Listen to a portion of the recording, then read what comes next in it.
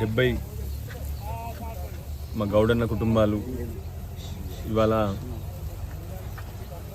మొత్తం వాళ్ళ జీవనాధారమైనటువంటి ఈతవనం మొత్తం కూడా కాలిపోవడం జరిగింది.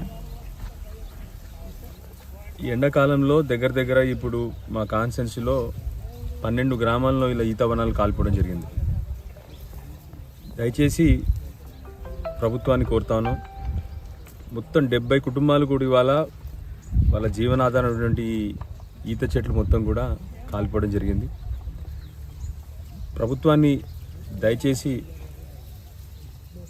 విన్నవించుకుంటా ఉన్నాము.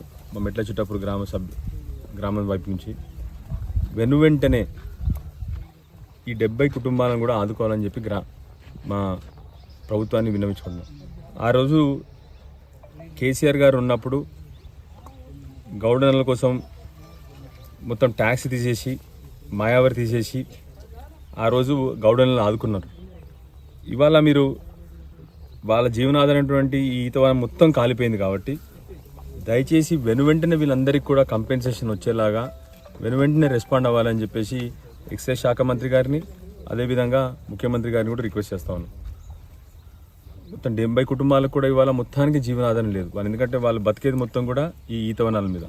మొత్తం చెట్లు కూడాను మన వెనకాల దృశ్యం కనిపిస్తూ ఉంది. మొత్తం కూడా ఈ ఎండాకాలంలో మొత్తానికి కాలిపోయినాయి. కాబట్టి దయచేసి ప్రభుత్వాన్ని రిక్వెస్ట్ చేస్తూ ఉన్నాను, ఈ 70 కుటుంబాలను కూడా ఆదుకోండి. అదేవిధంగా మిగతా 11 గ్రామాల్లో కూడా జరిగినటువంటి ఈ డ్యామేజ్ని వెంటనే పరిష్కరించండి.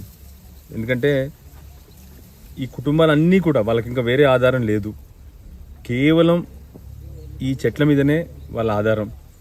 ఆనాడు కేసీఆర్ గారు వీళ్ళని కాపాడుకోవాలి, వీళ్ళ కులవృత్తి బతకాలి అని చెప్పేసి ట్యాక్స్ తీసేయడం జరిగింది. ఆ రోజు వీళ్ళ కోసం